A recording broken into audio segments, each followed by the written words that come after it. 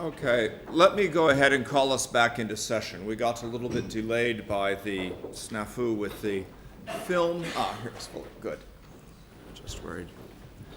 And I'm pleased to introduce the first panel session, which is on war and the American century. That is, among the various long shadows of World War I, one fell on the United States, and if we're going to continue the metaphor, enhanced the links between the United States and Europe and helped to reshape them.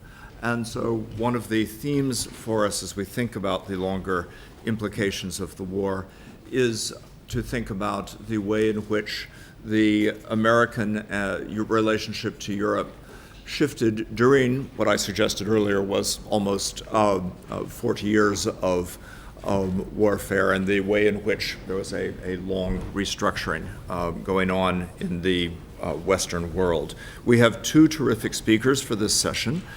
Philip Bobbitt, who is the Robert Wexler Professor of Jurisprudence at Columbia University, also teaches at the University of Texas, directs the Center for National Security at Columbia, a distinguished legal and political thinker. Richard Sennett, who is Professor of Sociology at the LSE and co-chair of the New Urban Charter Program at the UN Habitat, I think known to most of you, a co-organizer of this conference, among many other things. And I'm just the chair. So let us begin. Philip, you're in the program first. Do you want to launch the discussion? Shall I? You may, as you like.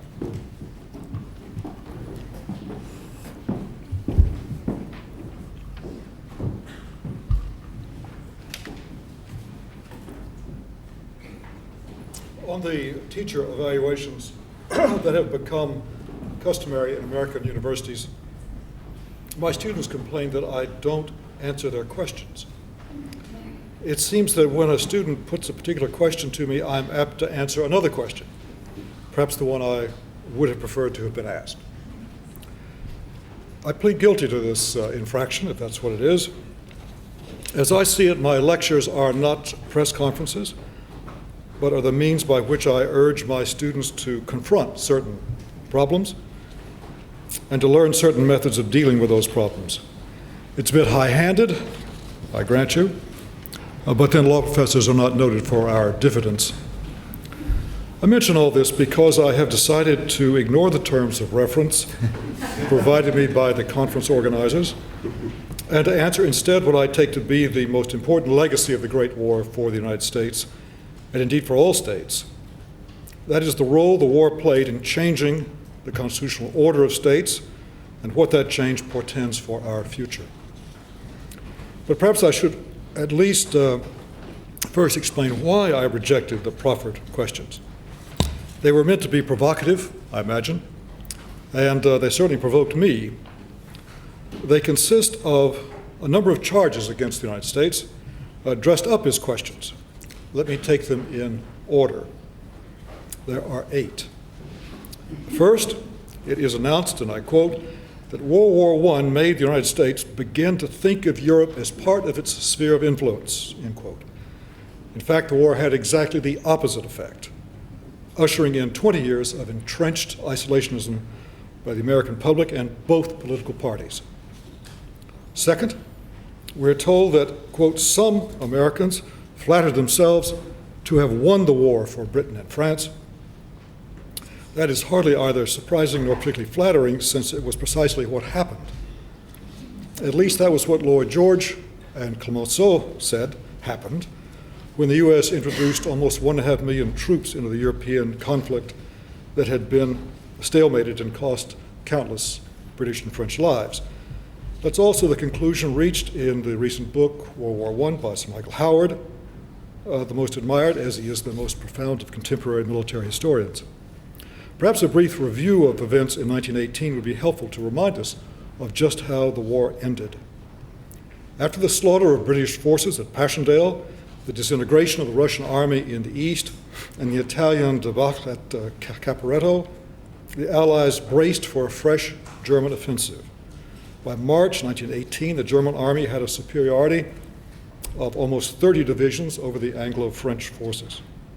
If the German attack succeeded, Allied lines would be pierced and either the British forces surrounded by a sudden German move to the Channel, or Paris menaced by a drive on the French capital. The German High Command mobilized for this great gamble. If the offensive failed, German resources would be depleted at the very time when U.S. strength would grow from 300,000 American troops to 1.2 million in July. By early June, German forces had advanced to within 30 miles of Paris and had inflicted enormous casualties on the Allies, but their own losses were almost as staggering. On July 18, the Allies counterattacked at Soissons and Château-Thierry, with the Americans distinguishing themselves in the latter battle. On August the 8th, an Allied offensive at Amiens achieved a breakthrough.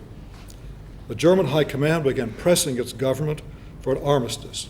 On October the 8th, a new German chancellor from Baden directly addressed the Americans, asking President Wilson for immediate negotiations on the basis of the 14 points, the American white paper. In reply to the German plea, Wilson asked for a categorical acceptance of all the conditions laid down in the 14 points.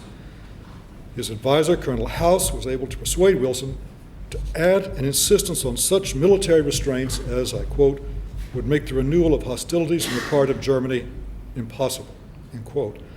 The German government reluctantly gave its assent on October 12th, adding that, quote, its object in enter into discussions would be only to agree upon the practical details of the applications of these precise terms, end quote.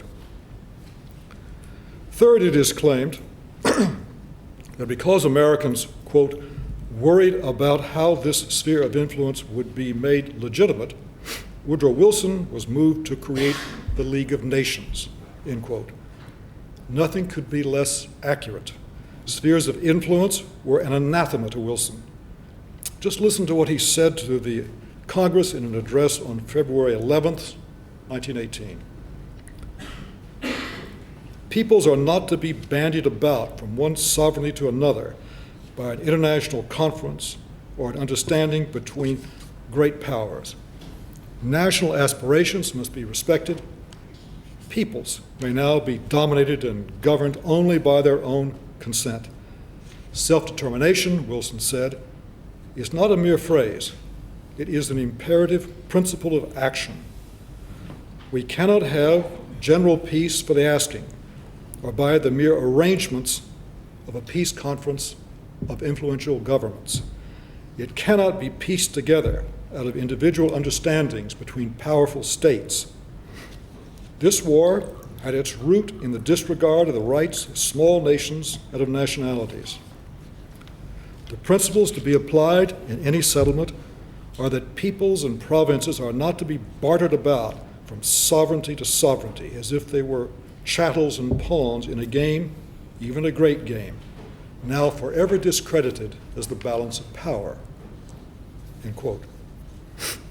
Fourth, the conference terms of reference charge that, and I quote, the same mixture of jingoism and internationalism was roused in the U.S. in World War II, end quote. This is a very strange way to characterize the reactions of a country that was the subject of a surprise attack by Japan, and against whom, a few days later, declarations of war were made by Germany and Italy. Whatever emotions were roused, they certainly weren't roused by Americans, but by their fascist attackers. From this, the conference questions move on to the future in a rather tendentious way. Quote, have we Americans finally emerged post-Iraq, post-Afghanistan from this shadow? Have we lost the jingoistic belief that Americans can set other people's affairs in order, end quote. These are asked in the same way one might ask if one has stopped beating one's wife. In the many years I have served in various U.S. administrations and the countless meetings I have endured, I have never once heard a U.S. official refer to our NATO allies or to Europe generally as composing an American sphere of influence. Moreover, it is surprising to be asked whether the U.S. has finally conceded that it cannot help other states set their affairs in order, when that is precisely what happened in Europe after World War II. The Marshall Plan, the World Bank, the United Nations itself are all examples. Indeed, the failure to do so after World War I was one of the principal causes of World War II. Sixth, we are asked, shall we say somewhat disingenuously, whether, and I quote, the U.S. no longer believes in our country's power to do the right thing, having become more amoral, end quote. This week, indeed this morning, the papers report that the U.S. is leading the effort to contain the Ebola outbreak in Africa, that has organized a growing coalition to confront ISIS, the Islamic State, in the Middle East, trying to stop a campaign of religious warfare waged by means as horrific as any in our memory. And it has pledged to defend the territorial integrity of small countries in Europe in which it has no discernible material interest. Seventh, it is suggested that the U.S., quote, no longer subscribes to international norms of justice. And finally, eighth, that it has ceased, quote, to be supportive of institutions which would attempt to speak truth to power, end quote. Which institutions are these? Universities, a free press, a vast panoply of interest groups that lobby the government on environmental policies, that allege government corruption, that inveigh against administration policies. The phrase, speak truth to power, which has been debased into a self-serving cliche, actually originates with the Quakers. Is it to be suggested that the U.S. suppresses religious freedom too? These are not really questions. They're allegations, perhaps in some cases even sneers, and they have as little to do with the long-term consequences of the Great War as the propaganda of RT has to do with press freedoms. So I propose to dispense with them and to suggest that there are more fruitful questions posed by the legacy of World War I, and that the most important of these, to our present situation, has to do with the ideas of self-determination and its impact on the constitutional order of states. That legacy is the death of one constitutional order, the imperial state nations that dominated the 19th century, and of which George Kennan was quite fond, and the triumph of another, the industrial nation states within which we currently live. On January 21st, 1924, Vladimir Lenin died. 13 days later, on February the 3rd, Woodrow Wilson died. It is now clear that the latter was by far the more successful revolutionary. Wilson's Secretary of State, Robert Lansing, saw that self-determination was a phrase, and I quote, simply loaded with dynamite, end quote. As he remarked in a confidential memorandum in December 1918, and I quote, what effect will this have on the Irish, the Indians, the Egyptians, and the nationalists among the Boers? Will it not breed discontent, disorder, and rebellion? Will not the Mohammedans of Syria and Palestine, and possibly of Morocco, rely on it? How can it be reconciled with Zionism? End quote. As Karl Mayer observed, quote, Lansing's alarm was shared by the imperial victors in World War I who successfully diluted Wilsonian policies at the peace conference. Britain, France, and Italy firmly reject self-determination for their own colonies. They applied the principle, however inconsistently, only to defeated powers. But even so, however grudgingly, they lent force to a slogan seized on by aggrieved peoples everywhere to challenge imposed rule. In the society of nation states, the most important right of a nation was the right of self-determination. This, however, posed a conundrum for that society, given the interpenetration of national peoples in multi-ethnic states. When did a nation get its own state? Was it when a majority of the people of the state agreed, or when a majority of the national group, a nation, which was usually a minority of the persons in the state as a whole, demanded it? And when one national group held power, what were the limits of its treatment of other national groups, so-called minorities, given that one purpose of the nation state was to use law in furtherance of the cultural, and moral values of the nation. Why indeed should not the Russian sympathizers in eastern Ukraine be allowed to secede? And then why not the majority of Muslim populations in border areas in Serbia?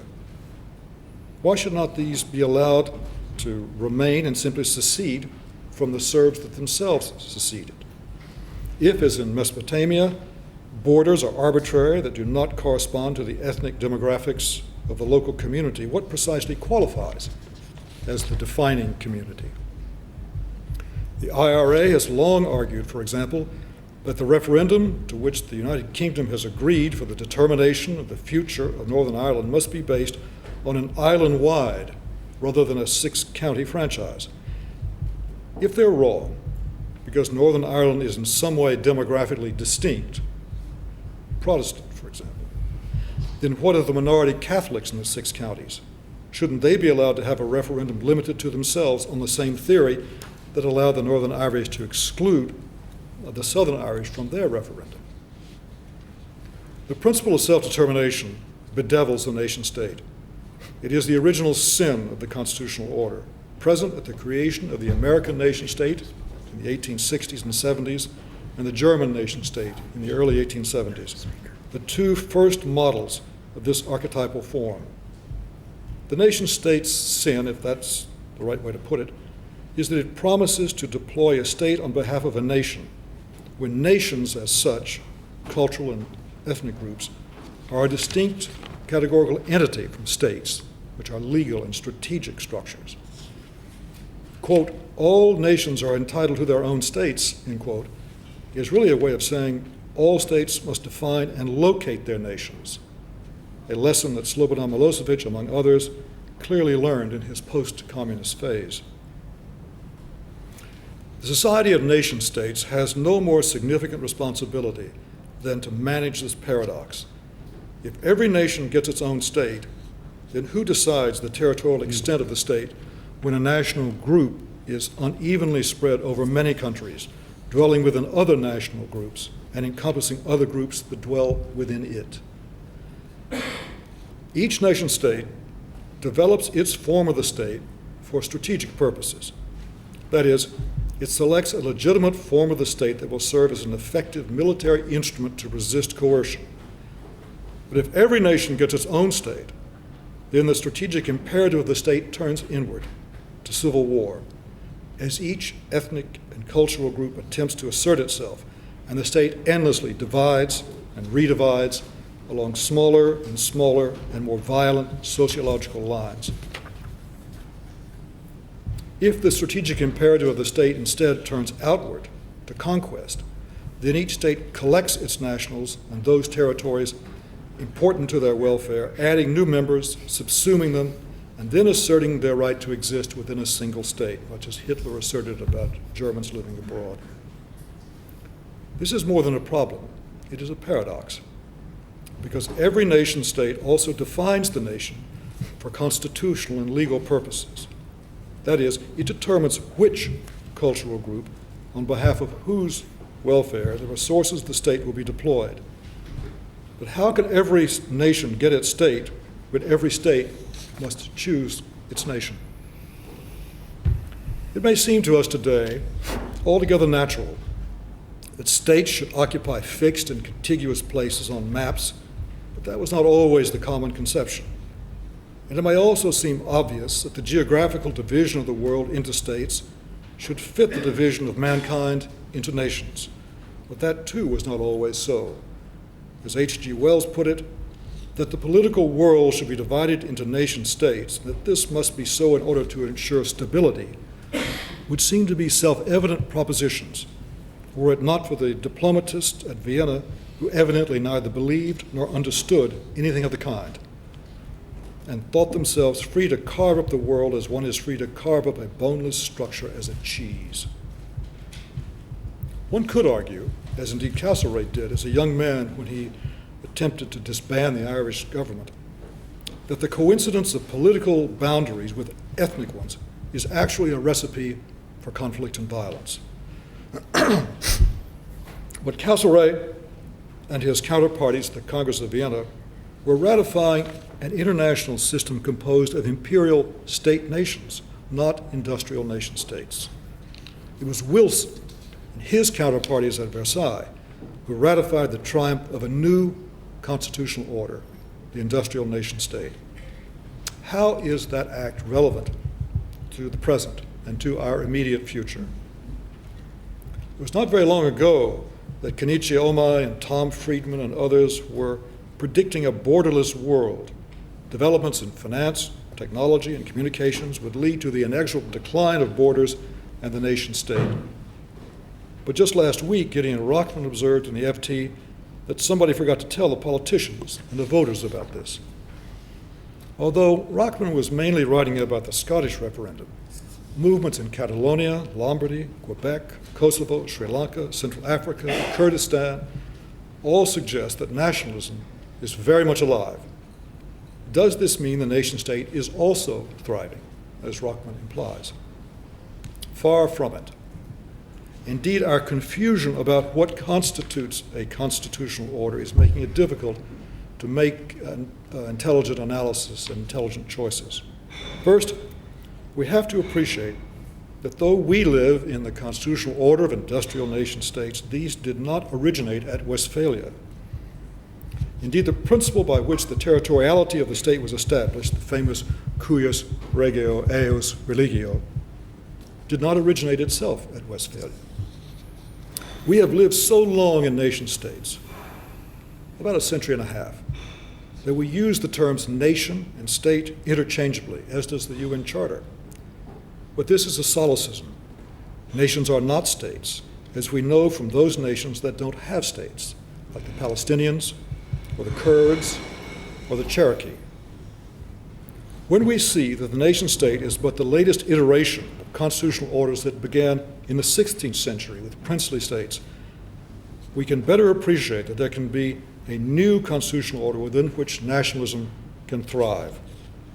Alas, we can learn this from ISIS, the Islamic State.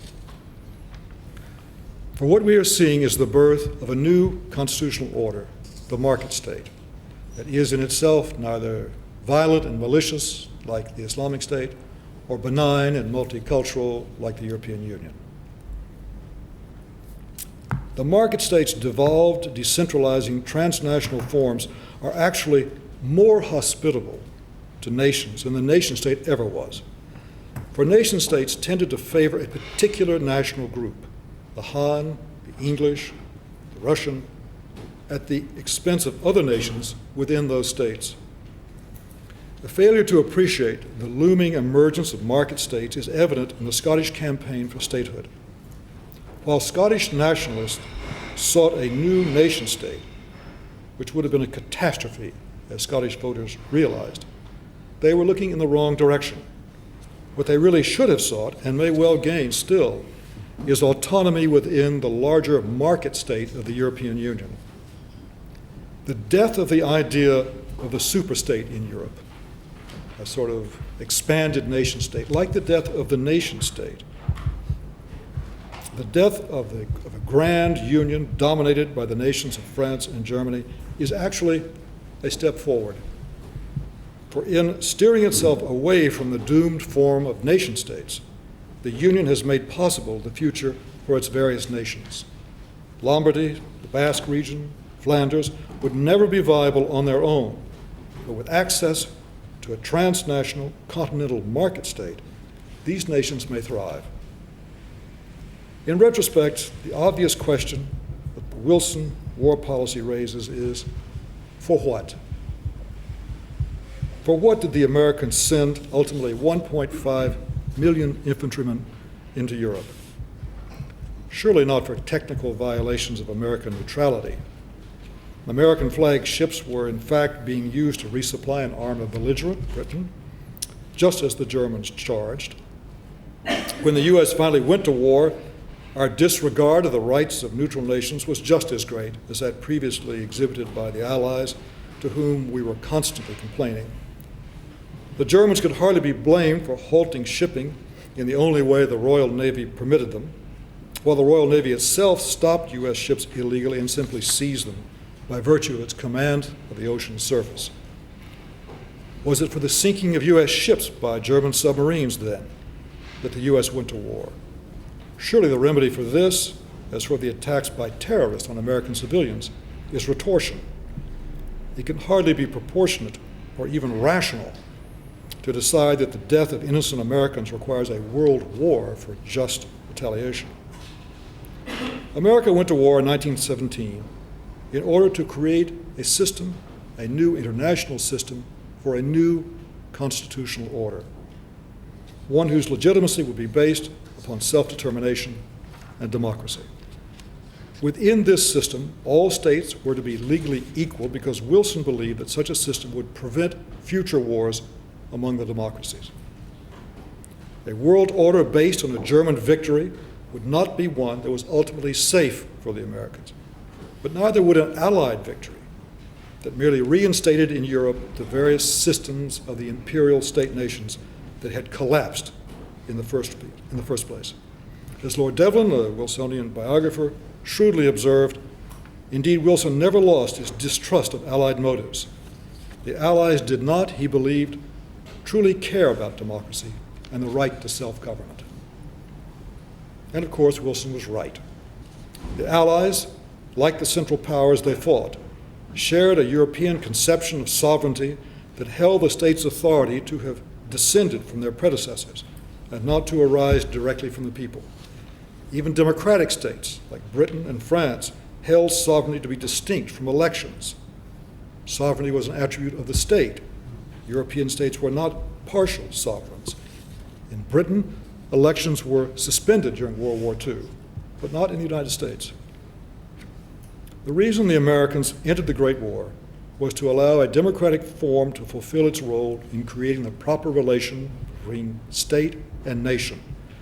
These are Wilson's words when he announced he was taking the U.S. to war, and I quote,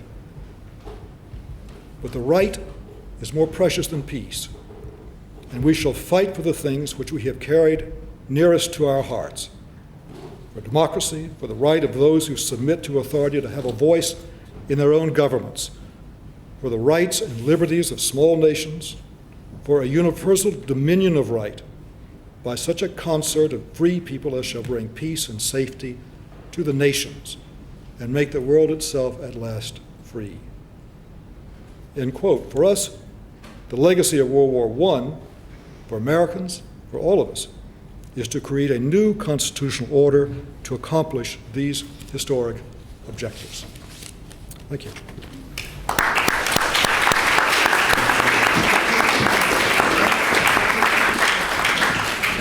Richard Sennett.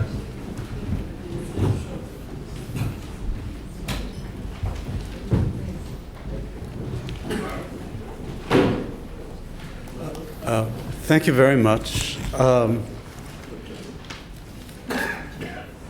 going to speak to you on a little more informally, but on a related topic, which is the effect of World War I on our concept of human rights. And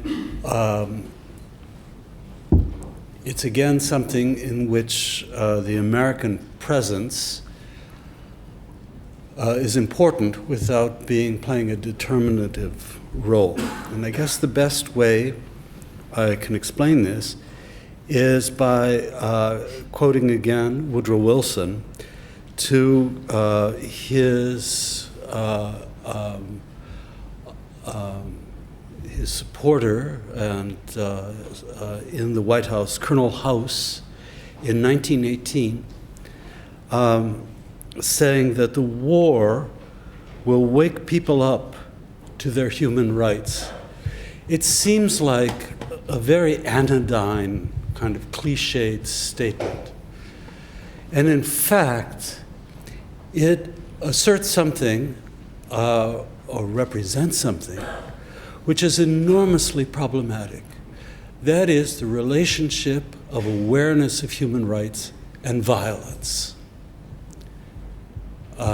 And Wilson's notion is that experience of violence is necessary for peoples in Europe, but also in the United States, to become aware of their own human rights. And I want to just unpack this briefly today. It's something I think is extremely complex. It's not American in its cast. It goes back to a point of view that Kant rejected a century and a quarter before. It's foundational to our own sense of how human rights are experienced, but it's something that took on an American cast in the First World War. And it matters to us today because in events like Barack Obama's decision to contest ISIS, something almost Wilsonian is said, that this violent abrogation of human rights, in his words, this experience of violence with the beheadings and so on, puts us in mind about the right of every human being to be protected as a rights-bearing subject from arbitrary violent activity. Another negative of this is a Hong Kong student whom I heard on the tube yesterday night, who said, "I hope that it won't come to pass that our human rights in Hong Kong will only be appreciated if the government attacks us violently." Right? It's a very, very insightful statement, that it shouldn't take violence to make us understand that other people understand that we have human rights. So this is the terrain that I'd like to unpack a little further. And I first should say something about that remark to Colonel House. You should know that Colonel House, if you can imagine this, was a combination of John Reed and Alistair Campbell a century ago. If you can put that kind of figure together in your mind, you understand the Svengali-like character that Colonel House was. Wilson was somebody who was a far more complicated, in another sense, character, because he was an American who was not very American. He was somebody who had, in fact, an enormous fear of the capacity of American culture to trample on human rights. It was borne out for him in the wake of the Second World War itself, which saw the first great flowering of anti-communist hysteria. These are called the Palmer Raids. They prefigure Senator McCarthy. And Wilson, even in his very perilous condition, by then he'd had a stroke, recognized that this was something that the assertion of the fact that anyone has human rights was something that Americans did not, in fact, learn for the First World War. Again, this was the period just after the First World War where the Jim Crow racial laws in the United States became their most grinding and oppressive. Again, some historians have argued in response to the experience that American soldiers and the American public had in World War I. So for Wilson to say this is not something that represents American opinion. He's an American who has a deep, deep distrust, Tocquevillian distrust, of the capacity of Americans to suppress rights. And it's a very, very courageous statement. Like Philip, I don't believe that his letter to Colonel House is and sponsored as a cover for American imperialism. That is, that either the self-determination of states or the assertion that all human beings are rights-bearing subject is merely a kind of fig leaf for the operations of American power. If that were true, I don't know quite what the metaphor would be, but if that were true, it's a rather poisonous fig leaf. In the Vietnam War, for instance, the government was held to account precisely because of Wilsonian ideas of self-determination, and even more of that, the rights of ordinary citizens, ordinary dwellers in Vietnam. It was one of the reasons that the war was delegitimated in the United States.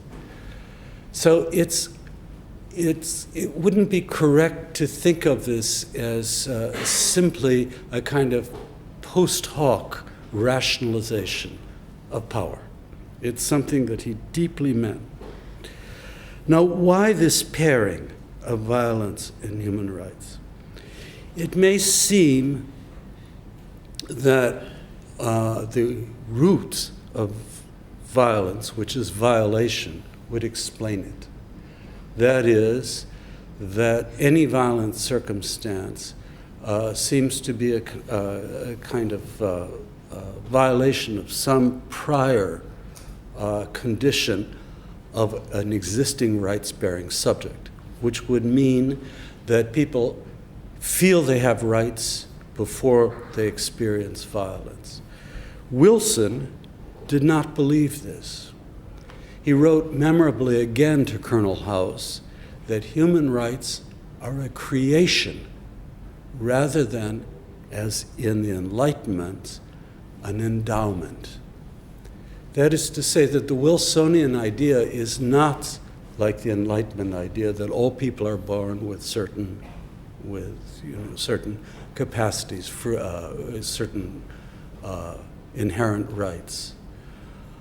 Specifically, he contested the notion that the French Revolution was an attempt to empower and give rights to ordinary people. And we know historically that that's of course true. But for him, a human rights regime is something bred by experience rather than carried as though it were DNA in the human being. So what then creates? Why this association of violence and human rights? For Wilson, and I think for the other people around him, I haven't found any letters from Colonel House. He seemed to be a remarkably discreet letter writer, Colonel House. But for Wilson and the people around him, one of the key factors in this was time. That is to say that, violence flares all the time. But the war, the Great War, had gone on for 4 years of senseless violence on both sides. And for Wilson, it's the very elapse of so much violent time which breeds in people both the right and the desire to define ways in which in which they have rights. Put this another way. In 1914, the expectation on both sides was that the war would last 3 or 4 months. Everybody thought it was going to be a quick war. By 1918, people had given up that hope. And by the time they had given it up, by having such a prolonged experience of violence, they thought that there was something inhuman about the kind of violence that they were experiencing. Something that was not right, that was not ethical, because the violence was sustained. I'd say that if we look at this as a long shadow today of the Great War, that explanation is not one we would accept for the long shadow of this durable association of violence and human rights. For us, it's an association that is made theatrically. That is, that violence is a kind of theater of human rights. If you think about what's been happening in Iraq and Syria over the last few years,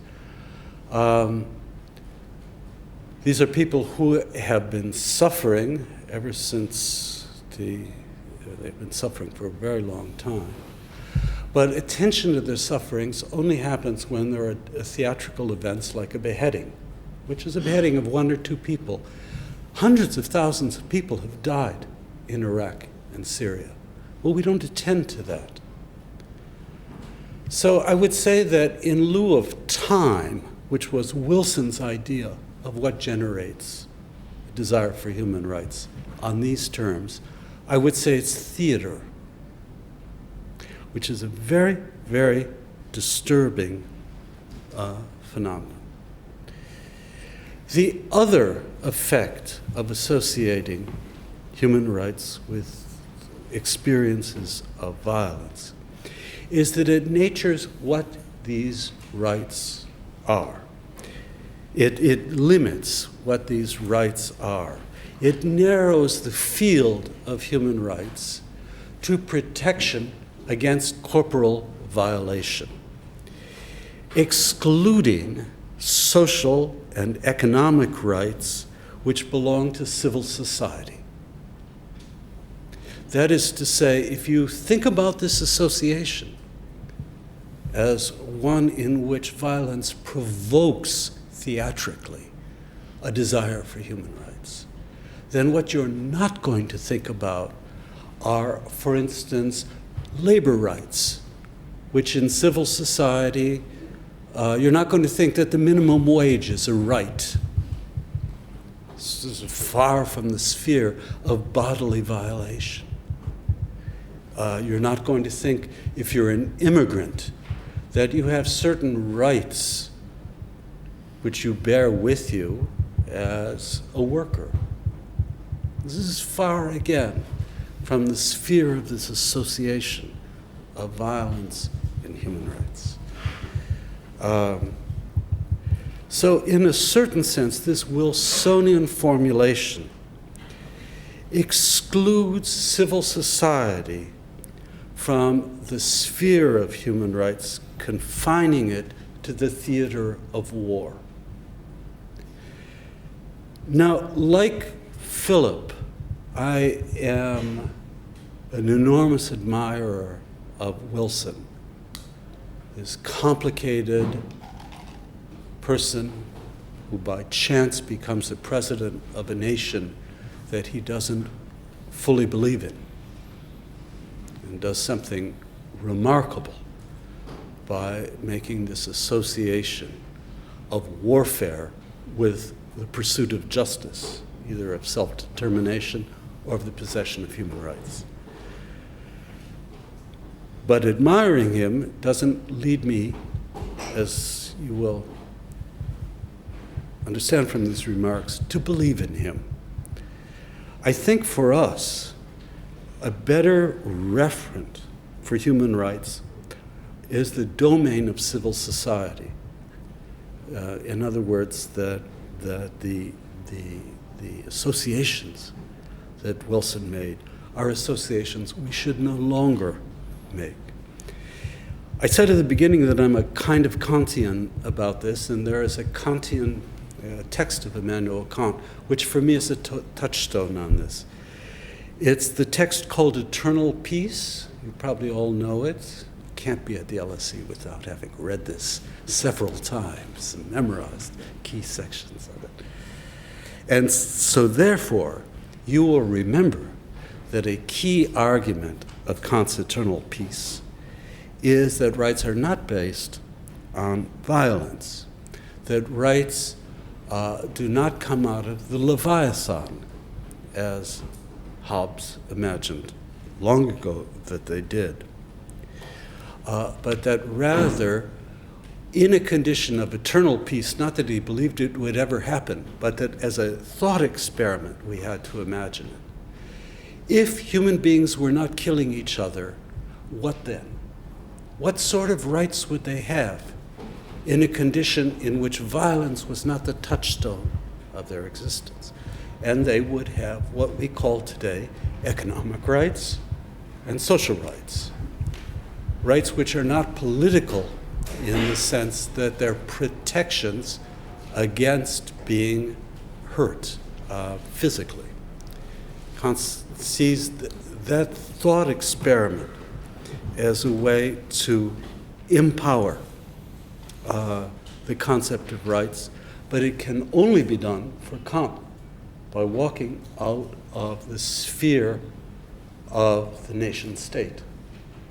Kant, great disbeliever in Herder, was the first to assert that people have a coherent kind of community to which the nation state should express and embody. Kant didn't believe that. He thought that rights were civil society, but that they were not cultural. This is a great, great discovery. And I think it's a discovery that we've lost, that we are rights-bearing subject by virtues of what we can do, what we can think, but not because of the identity we have as members of a particular culture. So I'd like to conclude this by saying that I think we need to walk out of the shadow, or rather we need to surrender the associations that Wilson made for very, very compelling reasons when he wrote to Colonel House. We need to walk out of that shadow. And this, it seems to me, when I looked at the Daily Mail this morning, I thought we in Britain are not ready to do. The Daily Mail celebrates Britain's possible withdrawal from the European Union's Convention on Human Rights because that convention, in fact, is a Kantian document. It talks about the rights of economic rights to minimum wage, ideal of minimum wage, to certain labor protections, to the rights of immigrants in the places where they settle. And the Daily Mail, and I think the Telegraph too, probably the Telegraph, I mean, they'd be all the same, said, we have to get rid of this slavery. We can't be slaves to this human rights convention. We want something that are British rights. Now, of course, what does that mean? I think our notion of human rights in Britain is more in the groove of Wilsonian rights. That is, protection from physical violation. So a way to say this would be that if we do leave the European Union, we abandon its civil society, Kantian version of a human rights regime, we'll be walking back into the conditions where we need a war in order to wake us up to the fact that we are rights-bearing subjects.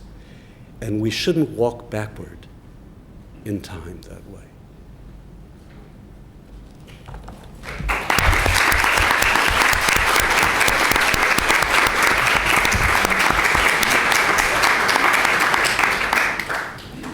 All right. We have a chance to move forward in time with some questions.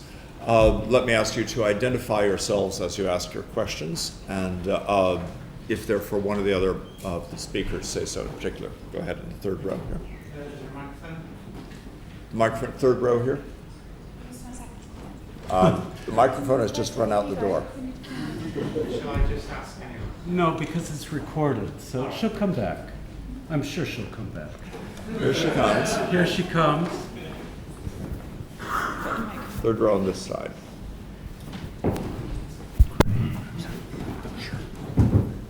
Thank you.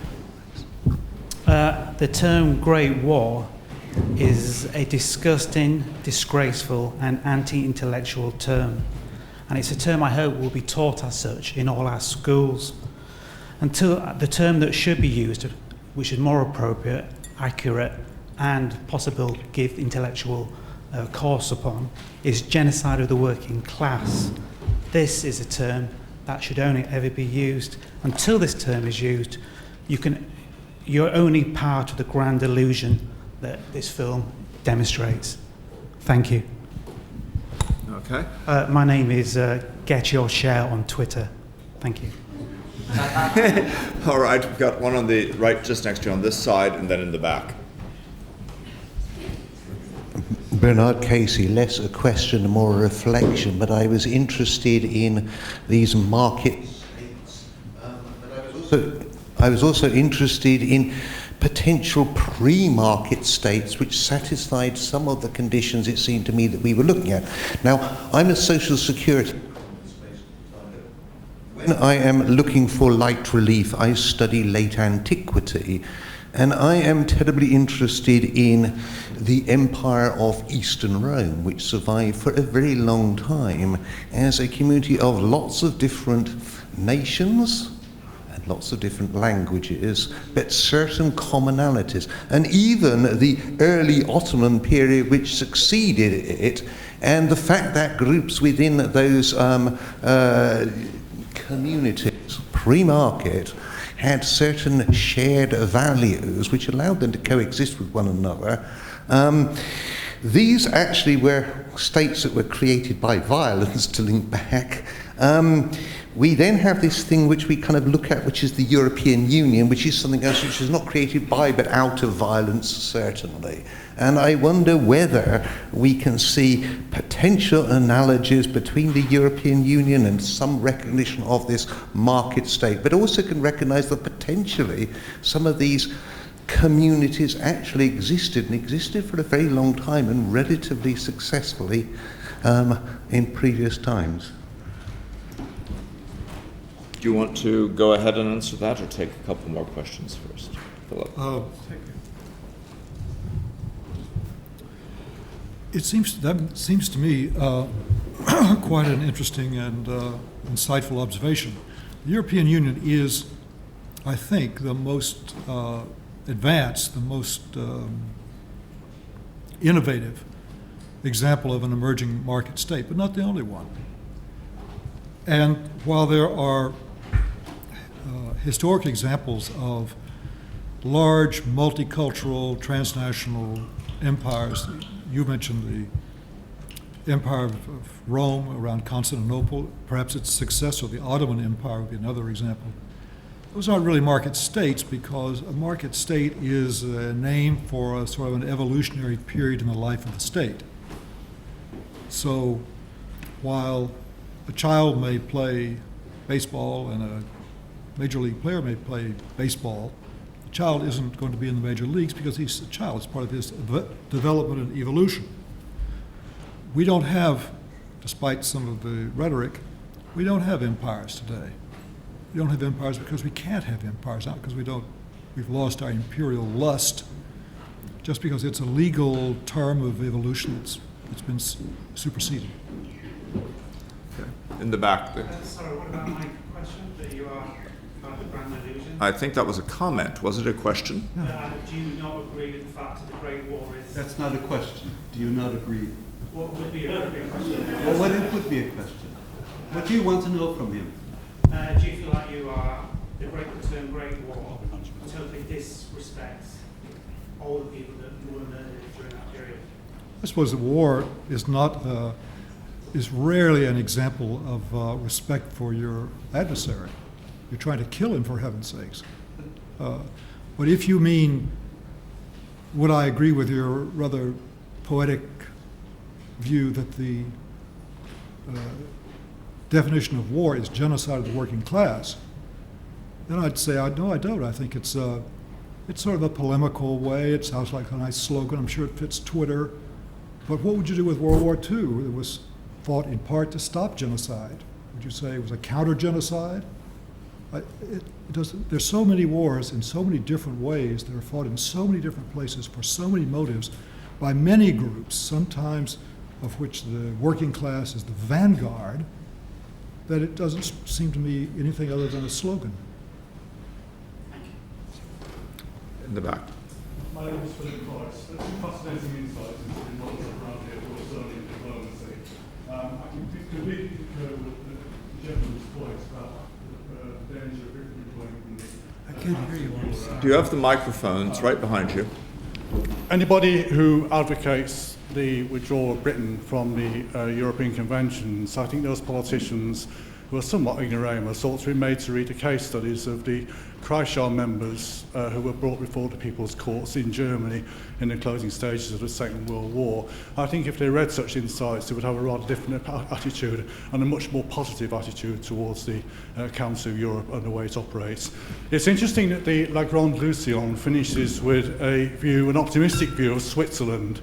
And of course, it's interesting that Switzerland during the interwar period becomes very much the focus of internationalism, particularly centering on Geneva and the operation of League of Nations, not just in terms of the League of Nations, but also in terms of transnational contacts, the development of functionalist integration, particularly, for example, through broadcasting, with the establishment of the original European Broadcasting Union in Geneva in 1925. So in a way, operating alongside the Wilsonian diplomacy, you also have this surge, this interwar surge towards internationalism and functionalist integration during the interwar period. Okay, I think that was a comment again. Yeah, there's, is it David? Yeah, over here. At what point in World War I were the Allied population aware that genocide was going on? And to what extent were Kantian values and perspectives absorbed into German society in the shadow of World War I? Okay, let's take a couple. The man on the aisle in the center.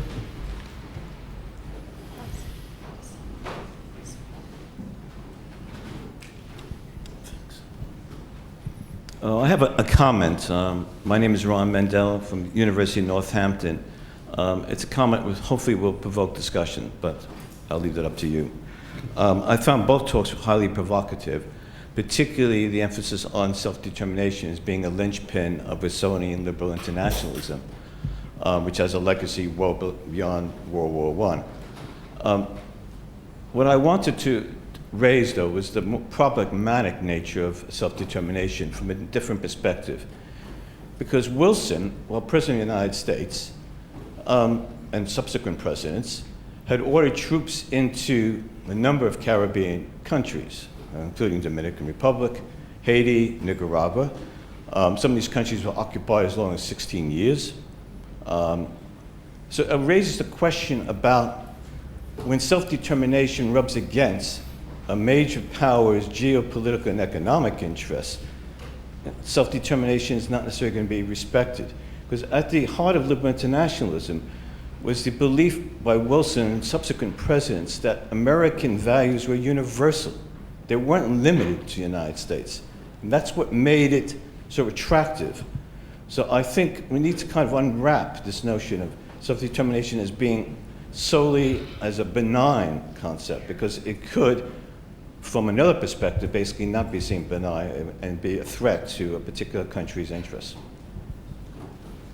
Okay. Do I just want to have a chance to comment? I mean, I think that what you say is, it is quite provocative. I mean, you're talking about a reality, which is the use of self-determination as a kind of weapon for politics. But the last sentence you gave us is really a terrible conundrum. What if not self-determination, then what? How do you resist an imperial power or a hegemonic power if you are a state? If you are, for instance, Bosnia, what are the grounds on which you would resist the Serbs. So, you know, it's what you say is absolutely makes sense as a function of how realpolitik uses can use self-determination. But what's the alternative? You don't expect me to answer that question. I would like to have an answer. So, but that's what I'm saying about this, you know?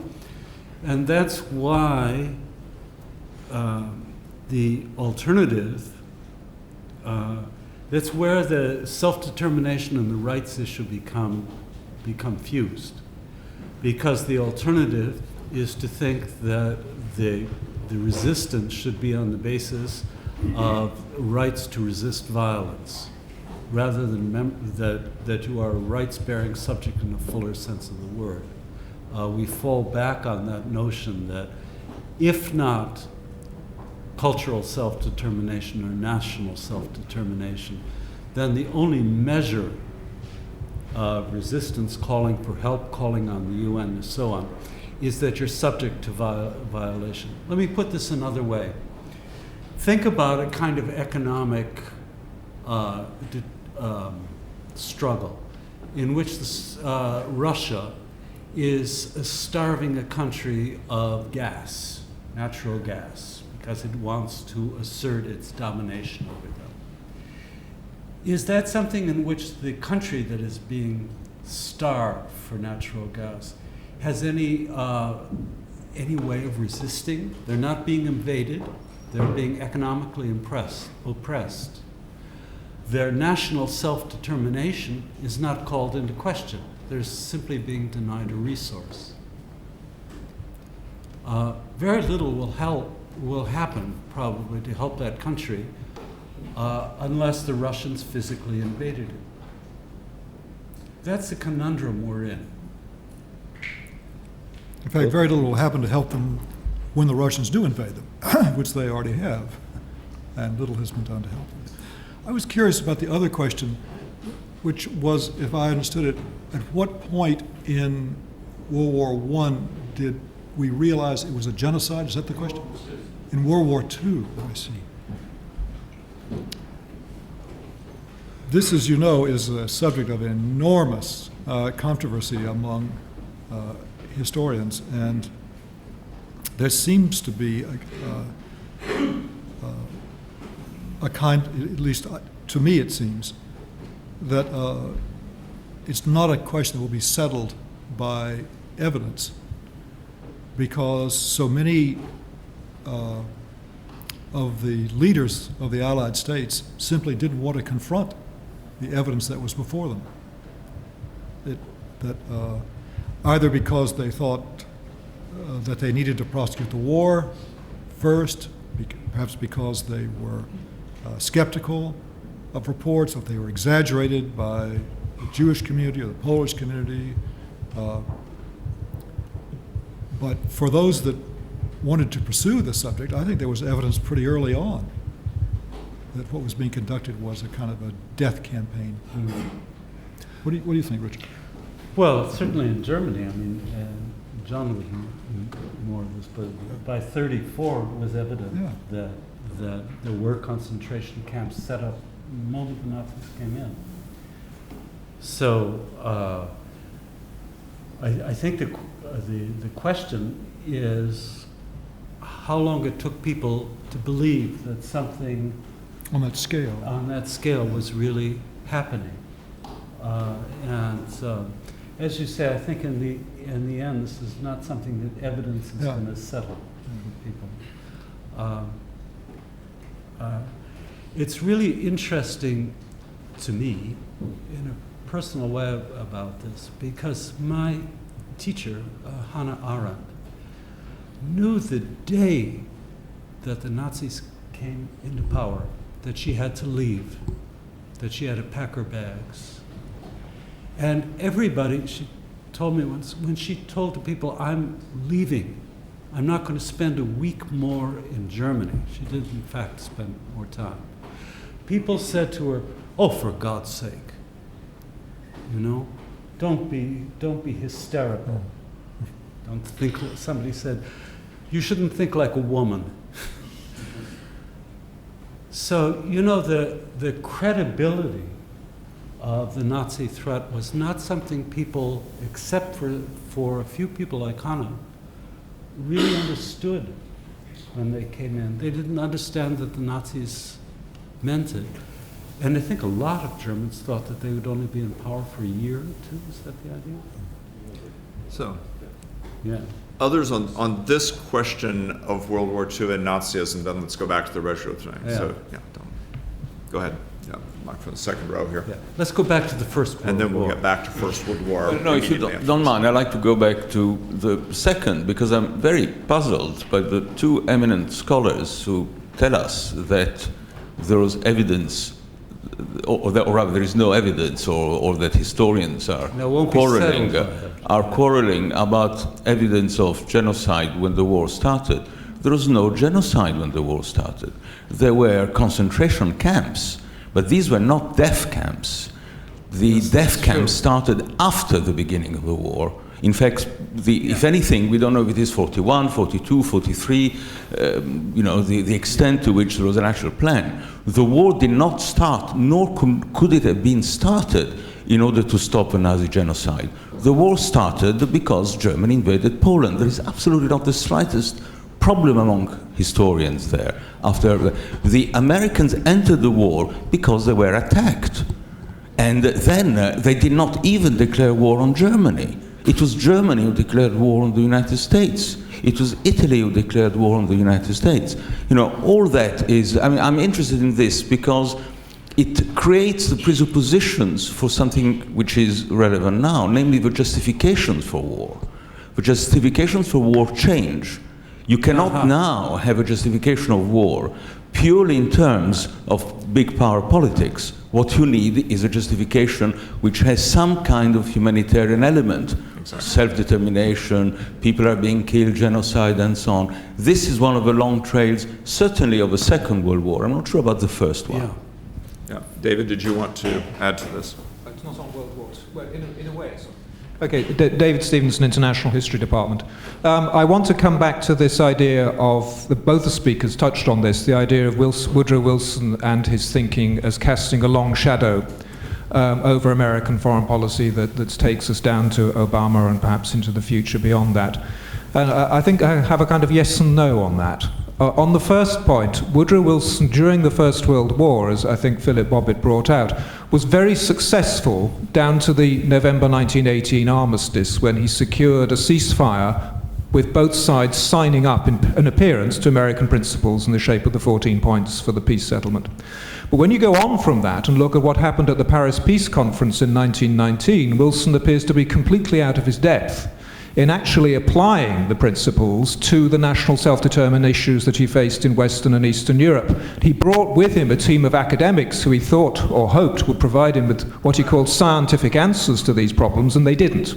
So he was then in a kind of rough and tumble negotiation with the British and French and ended up with something very different from what he'd expected. Even on the League of Nations, he didn't actually have a clear idea of how that would function and had to follow largely a British text for the covenant. That's point one. Point two, I think if you need to move on and look at how the American administrations during and after World War II, to some extent they saw themselves as heirs to Wilson. Of course, Roosevelt had served in the Wilson administration. Truman had been an officer in the American army in France in 1918, serving with the artillery. So they looked back to World War I, but they were in a sense were heirs of Wilson, but also reacting against him and trying to avoid repeating what they thought had been his mistakes, that had all been messed up. And the two lessons they particularly learned, I think, was number one, the importance of bipartisanship.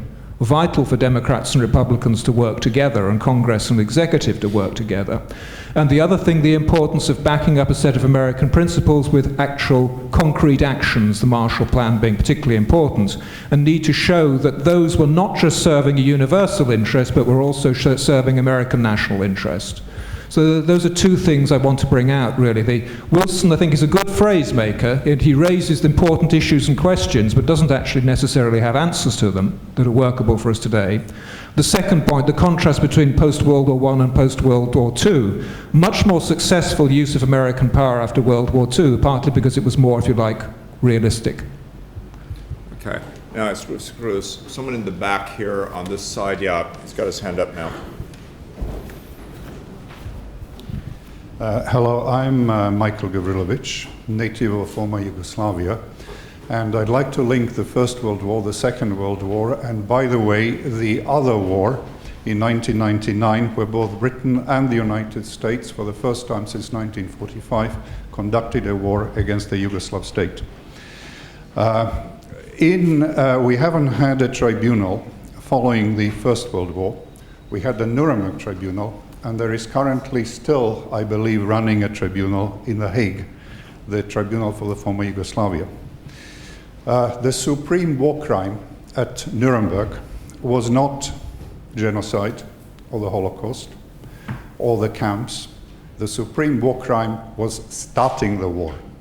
It is that that gave us, in fact, both world wars. However, for those of us who have followed what has been going on in The Hague, where some of the aspects of the Nuremberg Tribunal were included, the one thing that has been specifically excluded is the start of the war. And clearly the start of the war was the United States and 18 NATO countries. My question to you is, what do you think of starting the war? Is it a crime?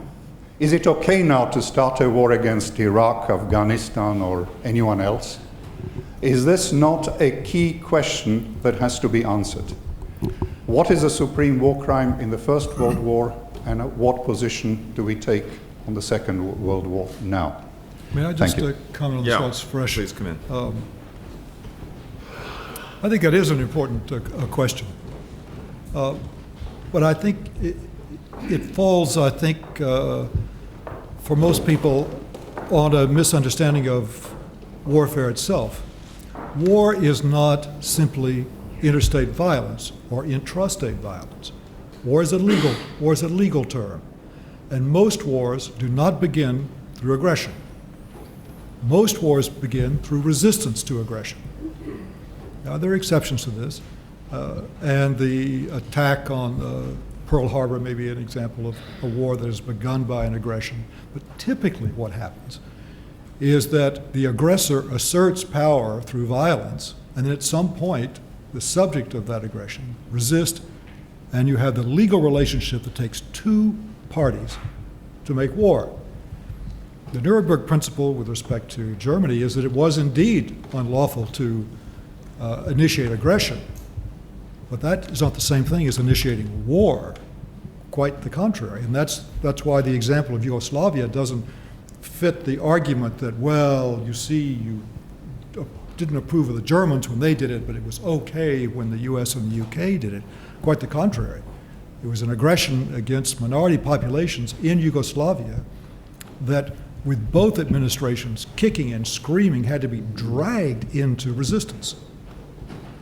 So I think the parallel, insofar as it's a legal one, isn't apt. Okay. Richard, did you want to add anything? May I call myself to add something on this, which is, I'm concerned a bit about in the conversation that we think of two things not as an either or, but a both and that is the extent to which state making, the shape of states, and even nations, is influenced by conquest and domination and by participation.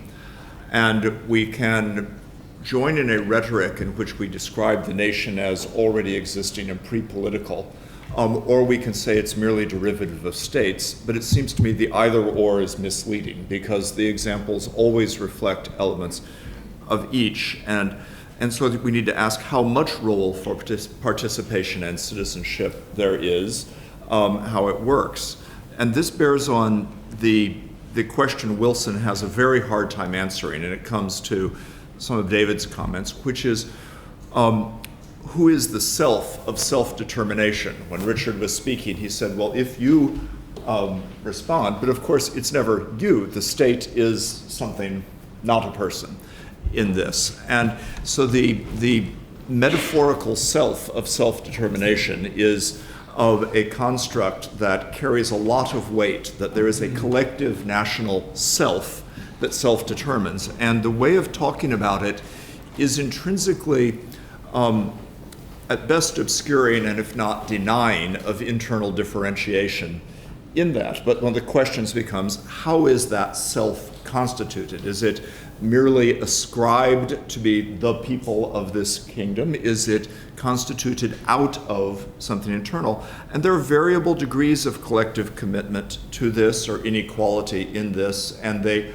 are manifest in various countries and in different ways in World War I. There's not equivalent unanimity about national identity. World War I is, among other things, shaped by histories of conscription policies and various different conscription policies. In the United Kingdom, conscription is not imposed on the Irish. Well, very specifically not on the Irish, partly for political reasons, not because of an abstract principle entirely, but because Irish republicanism and movement for independence is gaining power. Many Irish people do participate. Ireland is almost as fully represented in the war, but then immediately in the conclusion of the war we have independence, we have a different thing. So it's not an obvious thing what the self is of self-determination and how that's getting played out. Class variations in this. I think the element of truth in the strong statement about World War I at the beginning is that there is an element of differential regard for different classes, deaths, in this, that the structure of the war does involve people making decisions which have consequences for others, and in particular, members of the ruling class making decisions that have consequences for large numbers of working class people dying. Now, in varying degrees, the working class people sign up for this. So in one sense, the World War I is the anti-text to the Communist Manifesto saying, workers of the world unite. Workers of the world actually, despite resistance, despite sometimes buying like sheep, on the way to the front lines, don't unite, don't end the war, and do shoot each other. So it's not an easy sort of answer, because there is not only force applied by the elites to the workers, but some level of acquiescence in this in various nations. The presence or absence of democracy shapes ways of assessing degrees of nationalist commitment. And to bring that to Yugoslavia, the response of the West to Yugoslavia is a much too complicated story to bear out, but I think does have interesting connections, because there is in general a denying of the legitimacy, even the reality of Yugoslavia, that shapes a lot of the response. The West is surprisingly ready to, many in the West are surprisingly ready to believe ethnic nationalist stories about the different republics, about Slovenia or Croatia or whatever, and encouraging of ethnic nationalist stories. Cyrus Vance from the US actually rather directly says that these are clearly real states, real nations, that Slovenia and Croatia have those rights, and Bosnia doesn't because it's multinational, something quite astonishing for an American Secretary of State to say. And so there is this problem of what's the self that can self-determine? Is it only legitimate if constituted by an ancient ethnic history, or at least an alleged ancient ethnic history? Or are there other ways of constituting legitimacy for a self of self-determination? And that, of course, matters for internal politics, revolutions or democracy, as well as these external things. And to comment on that. Okay, here, and then the back, the man with red hair, and then the woman on the right. So, quick, maybe that. I want to try and take us back a bit to the First World War, but I also wanted to take us back to the question of genocides. I mean, one of the things which I find interesting with respect to the origins of the First World War is the visceral anti-Slav mentality both of the German Empire and of those who were ruling in the Habsburg Empire. I think that's important, and we need to take it into account, because we actually see that even today with sort of Slavic reactions of that, possibly from Putin. The other thing we need to think about with the First World War, it wasn't just that Germans were holding on until the last train in 1938 or 1939 in a belief that something was different. Don't forget that in 1916, in the First World War, there was a Jew count. actually started, it was there. I was interested by the film because we actually saw the two French people who were escaping through the mountains, and we actually saw latent anti-Semitism, which actually came, they sort of seemed to repair it. But I wonder what, if they did survive and we got into the next period, what Maréchal, I think his name was, would really have been doing with his friend Rosenthal, who was there. I think there are a lot of questions of its ethnicity, whether it is, in some cases, the later version was anti-Jewish, but it was this anti-Slav feeling that, there are some superior people, there's some inferior people, which explains rather a lot of some of the more violent and dreadful things that we've been doing this century. And just to come back to the good old Ottoman Empire, in the good old early Ottoman Empire, it didn't matter if you were Jewish or Orthodox Christian or Muslim. The only thing you couldn't be was actually Catholic, because they didn't but nobody actually liked the Catholics in that part of the world in any case. But you could be every one of those, and you could trade, and you just paid slightly lower taxes if you were a Muslim. As long as you didn't try to participate in government in any way. Yeah, the man in the back, red hair in the back, last row. Yeah, so thank you for your statements, both very insightful. Considering the Marshall Plan, the financial aid given to Europe by Truman's presidency, the consequent involvement in West Germany, and the formation of the European frontier on which capitalism was maintained and communism was contained, to what extent do you believe the First World War had an effect on America's clear political and economic ties with Europe? Okay, back to the actual question of this session, and the woman just 3 rows in front there on the side. Yeah, right next to you. Yeah.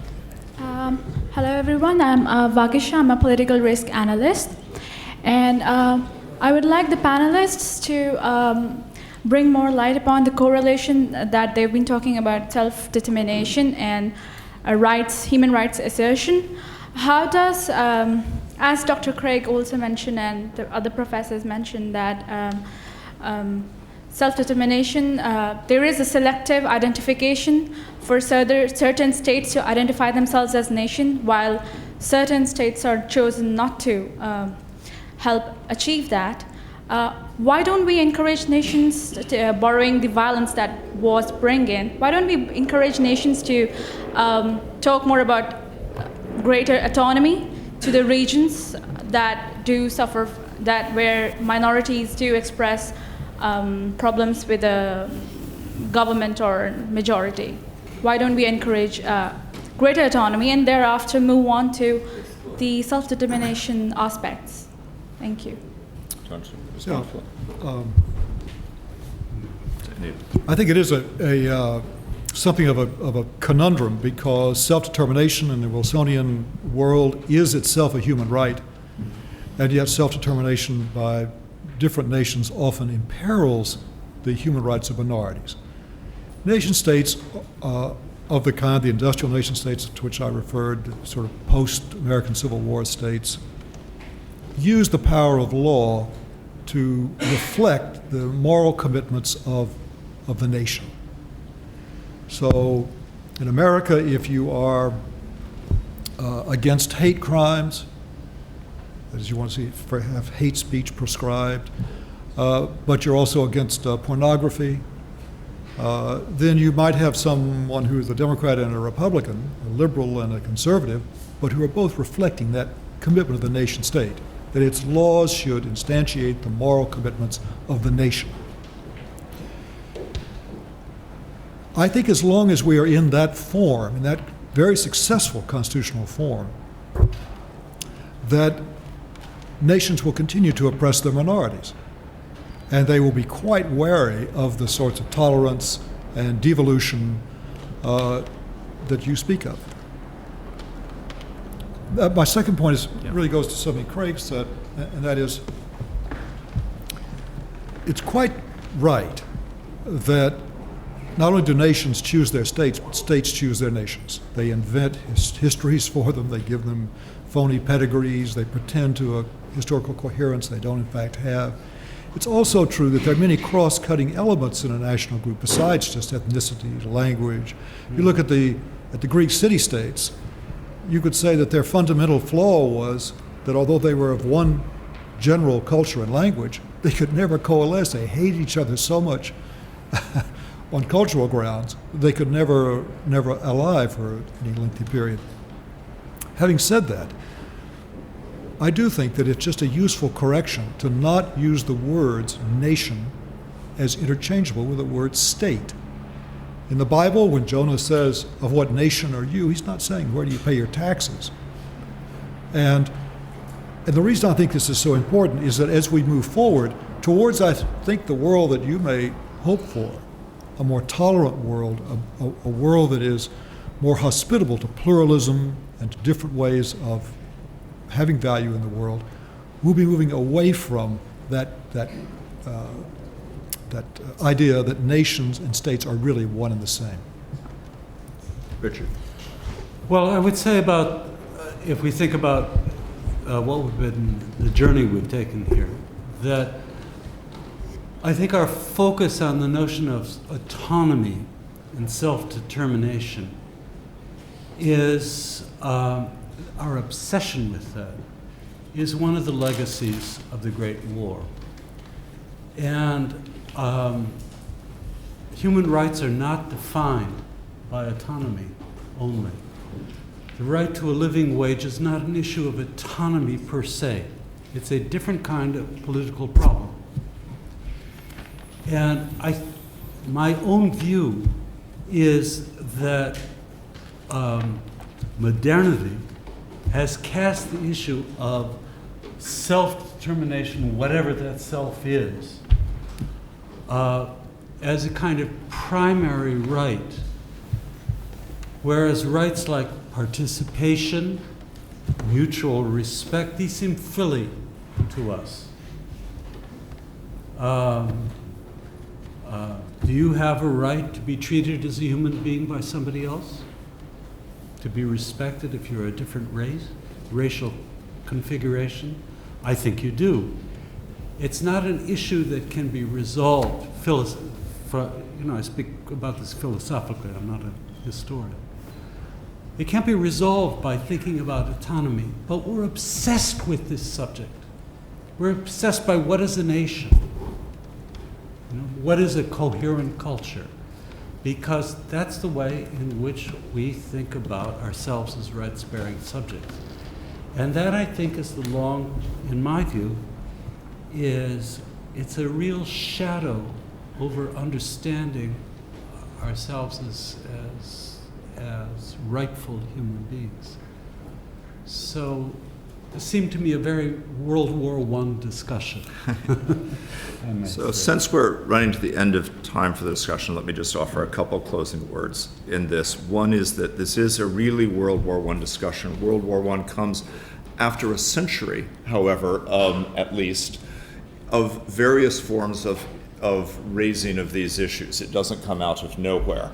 And issues like nation and national autonomy figure throughout the 19th century without producing a European World War, but in various forms. The wave of 1848 revolutions, the springtime of peoples, depending on constructing the peoples. What's Byron doing dying in Greece, after all? Nationalism was not something that was only, as it were, jingoistically, whoever put that word in there, something about one's own nation. There was a strong sense that versions of national liberation and independence were something that was a cosmopolitan right already at this point when Byron's off to try to liberate Greece. And so this is running through a very long history into this. One of the things that's happening is that there's a world system of states emerging. Philip said something important by pointing out the mythic quality of reference to 1648. These are almost all imperial states. They're not pure nation states as an later ideology would read into 1648 and the birth of the nation state. But there is a world system of states which creates some of the stakes of this, as Richard said, why people are anxious to claim states, why states, and how this gets tied up with nations, that sets the stage. And it set the stage in part in the very issue of colonialism even before World War I. And I wanted to come back, though, to the World War I point. At the very end, I completely agree with Philip that we should distinguish the idea of state and the idea of nation. We should ask what work each does for the other, how the very idea of nation is transformed by the notion that every nation needs a state, and how the idea of state is transformed by the idea that legitimacy can only derive from a proper match to a nation. Right. So they're connected, even though they're very distinct. And states don't just pretend to have nations. When people talk about inventing traditions and the role of states, there's a suggestion often that it's all illusion and pretense, mere games. But of course, states make nations in rather real material ways, by educational systems, by enforcing linguistic uniformity, by roads that connect people, and indeed by war. So that World War I is not just reflecting some pre-existing nationalism, it is embedding a process of shaping national identity through military conscription, through the war itself, through the reporting that goes on about the war, through the kind of posters that are being used to recruit people and sell war bonds, and through a whole variety of actions. It's actually engaged in nation making for many of the combatants in the war, and this is one of the ways in which it shapes what goes on after it. Thank you all. We now have a break for lunch.